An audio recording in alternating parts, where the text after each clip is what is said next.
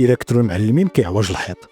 واش فراسك بلي لازم تدي طريق جديد لشي مدينه الترافيك كيولي كفس ماشي حسن؟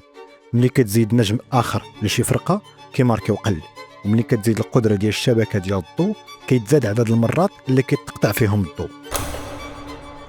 في 1990 في نيويورك سيتي سدوا الشارع رقم 42، واحد من اكثر الشوارع اللي معروفين بالزحام في منهاتن، ولكن الترافيك ولا حسن. وفي 2003 في سيول العاصمه ديال كوريا الجنوبيه هدموا واحد الهاي واي اللي فيه 6 ديال الطرقان اللي كان دايز من وسط المدينه، ونفس الشيء طرا ترافيك ولا حسن.